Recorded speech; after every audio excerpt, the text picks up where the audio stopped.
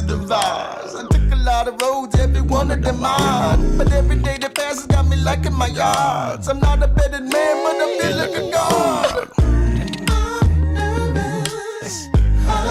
Yeah, I know you can hear that loud ass sound now. No, I can't. Oh, that's crazy. That's I'm wild. not hearing it. My alley's just they're like, you're on a podcast. We're gonna tear up the street. You're listening to the Hult Center podcast, and today I am pleased to have Tolliver on our show. He is the next 10 by 10 performer on Friday, December 9th, and all tickets for 10 for 10 shows are just $10. Thanks for coming to the show. What's up? Is that really? You said December 10th? December 9th. December 9th. That's coming right It's up. coming right up. We're really close. Are you ready? Almost now. It's like tomorrow. Yeah, I'm ready. I got my band together. I still need to get us some flights and all that kind of stuff, but we're feeling good. We've been playing a lot this year, so we're like, like locked. Yeah. Ready to. Yeah. Y'all need us minutes. We'll come up. And you guys are doing like 10 or so shows on the West Coast? Yeah, we're doing a little tour with this band, Chick, California, and then we're going to be up in the PNW again for the second time this year. Hanging out, playing some shows, and I think it's maybe 7 or 8 dates or something like that. That's awesome. Great. It'll be fun. So, Welcome to Daddy Land is your most recent EP, and it's a joy to listen to. It celebrates yourself and identity, but also the impacts that your father had and on your life and being raised in a religious household. There's a lot going on there. So, what do you hope that listeners take away from this EP? I think it's kind of that classic gospel thing where like you want people to like bare their soul and feel like the kind of hurt in the music, but also just like to have a great time and feel sort of uplifted by it. Because a lot of the songs I think are a little deceptive. Like a lot of them are like a couple of them are like sassy, like yeah, I'm the man, blah, blah, blah. But then like Death Back to Birth, which is my favorite song on the record, is literally about me dying and like the joy of dying and going to see my father in the afterlife, and how much nicer it would be to just like to be able to let off, to not have the daily stresses that we all face and stuff like that. And so I wanted to feel like a cathartic listen. I want people to kind of dig so deep into it that they're hearing the lyrics and stuff like that, and feeling feeling that hurt, but also feeling like, okay, cool. Now that I've gotten that out of the way, I can enjoy my life and party up and all that. Nice. Yeah. And there's a lot going on there. There's funk and R&B and go-go. I definitely get a little Prince action in there. What are you listening to? What inspires you? You listen to a song and you're like, oh, I got to try that. And like, Yeah. Yeah. I mean, I grew up in the Baptist church. And so a lot of the stuff that I really enjoy, as my cat attacks my XLR cable, a lot of the music that I really enjoy that seeps into my records is, for me, sounds like, oh, that's a gospel record. Like, even if it's like funk soul, I'm like, that's a gospel record in my mind. So it would be like, Karen Clark Sheard, Kirk Franklin, honestly, is a big influence on me. I know that we're going to talk about records, and I was like, honestly, Kirk Franklin is most of what I listened to as a kid. There's as far as what I'm listening to now, I listen to a lot of alternative R&B, Frank Ocean, naturally, a lot of those young whippersnapper rappers, Brockhampton, and all those cats. And probably I would say a lot of queer music too, like Sylvester. I listen to Sylvester a lot, but that's only because I go to this one bar and they play him every time I walk in. But yeah, I would say that those are I would say funk, gospel, and then sort of joyful, gay dance music and stuff like that. So you have a soundtrack. Does Sylvester know that? Sylvester has no idea. I wish they knew. So talking about, like, I guess style, if Sylvester's your sonic style, we love every image that we see of you, and you have so much style. How did this happen? When did you find confidence in your look? And does fashion, coincide with your music and performance? Is it all wrapped up into one package? Yeah, I think so. I mean, it's been kind of a journey, but I would say if there was one moment, it was honestly because we played the James Corden show last Hmm. February, and the guy, our drummer, was actually there, the drummer for the show, and he was like, "It's got to look right. It's got to look cohesive." Blah blah. And that was the first time I did this like monochrome suit with the pink blah blah, and everything kind of like um, came together to look very bootsy Hmm. ish, something like that.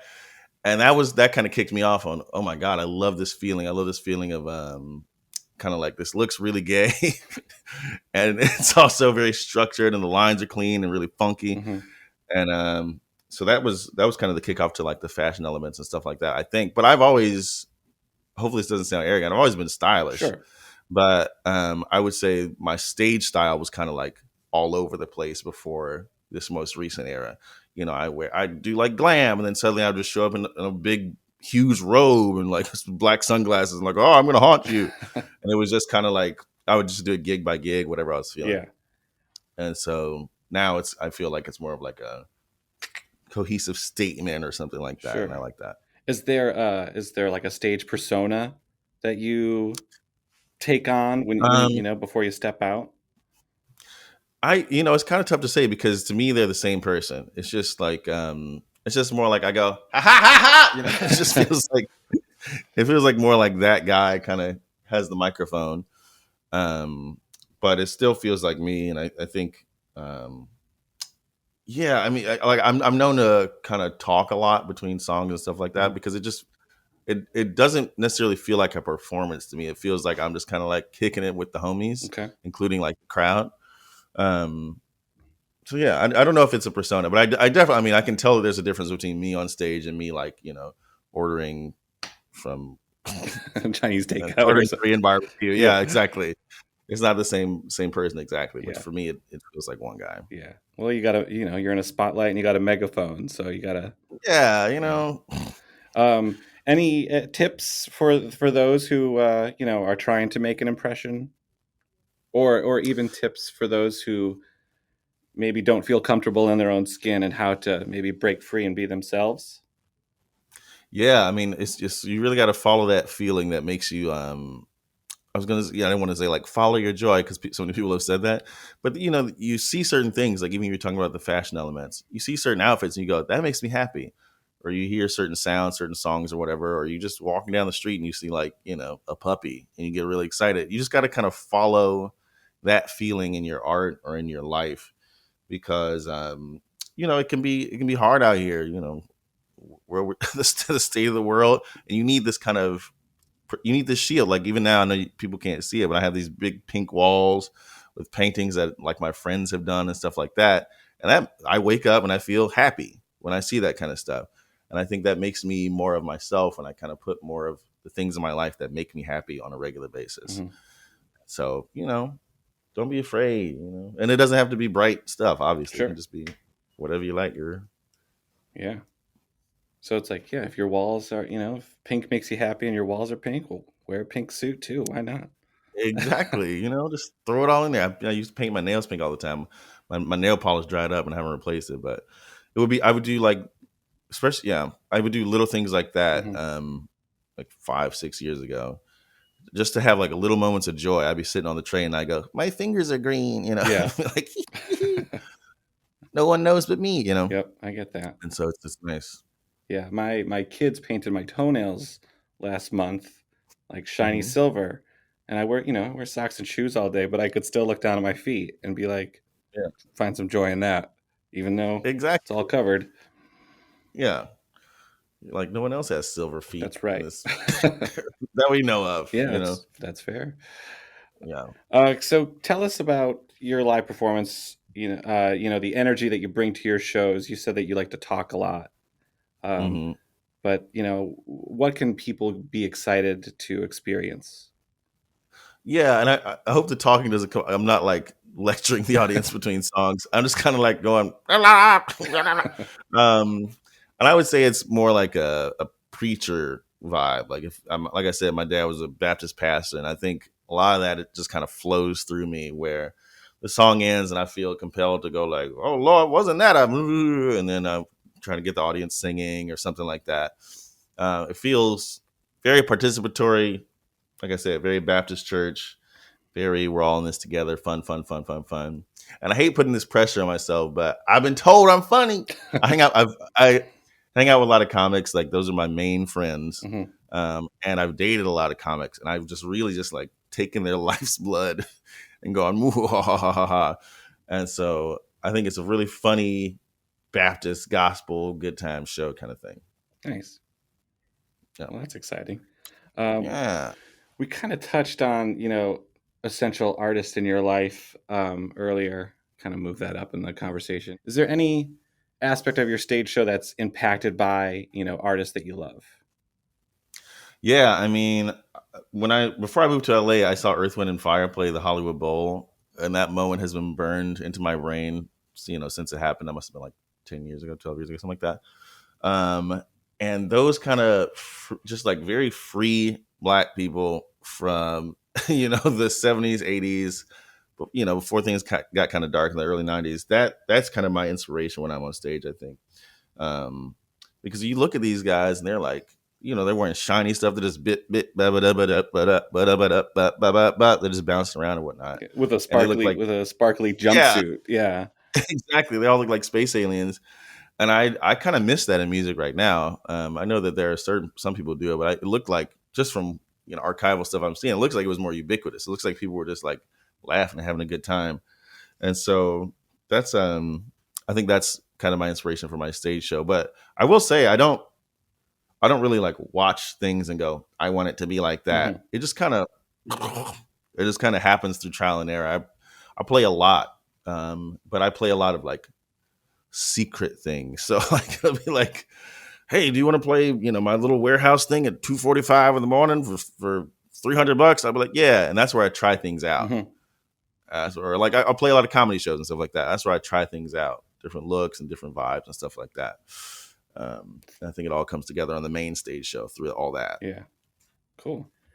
So we love that you're very, you support the LGBTQIA community and those artists, and it's obviously very important to you. So, like, why is it so important to you, and why do you think it is so important to support these groups? And is there stuff that you want us to tell people? Yeah, I mean, I think there's maybe a certain part of the world that's like, hey, y'all, it's popping now. Y'all doing great. The LGBT community is rocking and rolling. Y'all live, laugh, laughing, getting married and stuff like that. But it's still really interesting in a lot of spaces to be a queer person, Mhm. especially if you're wearing like bright pink coats and stuff like that. Like a lot of times when I'm going to performances and whatnot, and I'm like taking the train or whatever, it gets a little like, am I okay? Sure. It can be really dark. It can be a really threatening world. And, it gets even darker than that, obviously. And so I think continuing to like keep our foot on the gas and be like, hey, this is a space where we can all be ourselves by trying to be myself as bright as possible. You try to make space for other people to do the same thing, because almost selfishly, you want everybody to be having fun and bright, because that's the kind of world I want to see.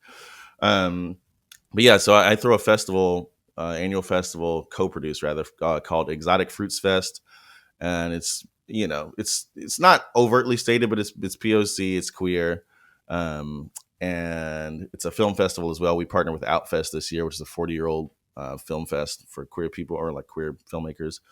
And so I do that, and then there's another group I work with called Project Q, and they do gender affirming haircuts for like POC teens and whatnot. And the haircuts are free. And so, yeah, I feel like I've been out here working with gay stuff for a long time.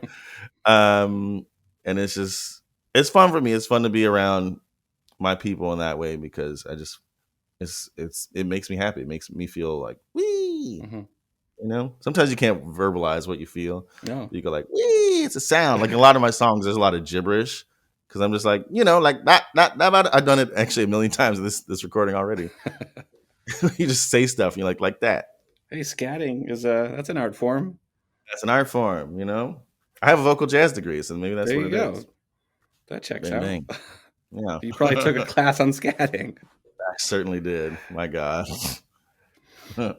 So we are super excited to have you at the Hult Center on Friday, December 9th. And we should have our holiday lights up Are you a fan of the holidays? Does that excite you? Do you got, you know, some favorite holiday songs or anything like that in your life? You know what? And this is maybe not it's not appropriate for all ages, but this is a song called Backdoor Santa, and I'm just gonna leave it right there. Okay. That's my favorite holiday song. I used to perform that all the time, but it's a real hoot. I'm glad I know that the holiday stuff is gonna be up already because we just obviously gonna match that Yeah. look wise. So now I was like, there we go. Well, hey, thank you so much for chatting with us. And again, course. you will be at the Hult Center for our 10 for 10 series on December 9th. Every ticket is just $10. And we're excited to have you. And everyone come out and check out Tolliver. It's going to be a heck of a night. Can't wait, y'all. It's gonna be a good time. I'll see you there.